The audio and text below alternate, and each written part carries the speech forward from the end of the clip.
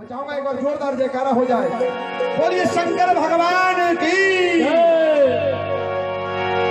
पूजत रहनी नाय भोले, पूजत रहनी नाय भोले, पूजत रहनी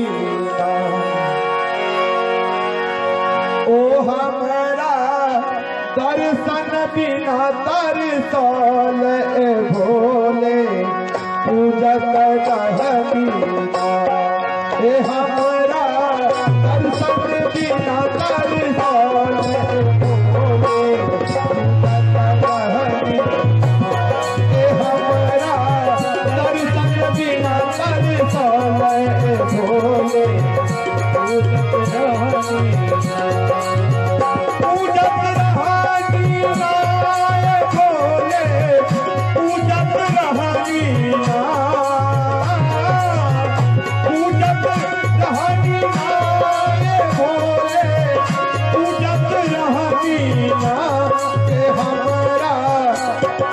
हमारा दर्शन बिना तरसल भोले, पूजत रहनीना ए हमारा दर्शन बिना तरसल भोले, पूजत रहनीना।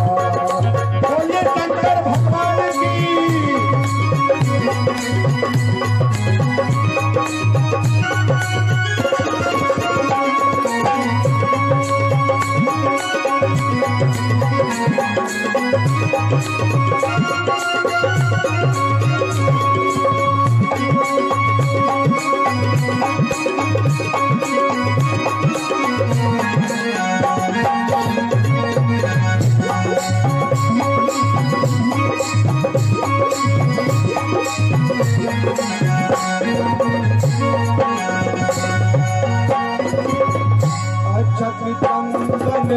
बेल के पतिया इस दिन रहनी चढ़ाई,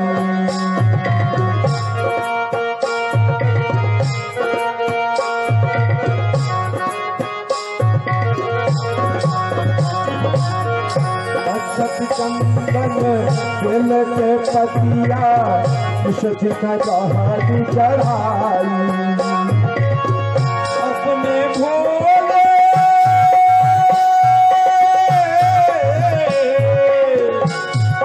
शंकर भगवान की।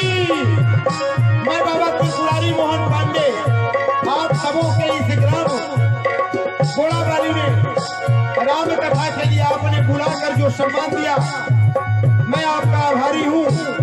मैं चाहूंगा एक बार जोरदार तालियों से एक बार हमारे साजिंदों का स्वागत करें। बोलिए राजा रामचंद्र की।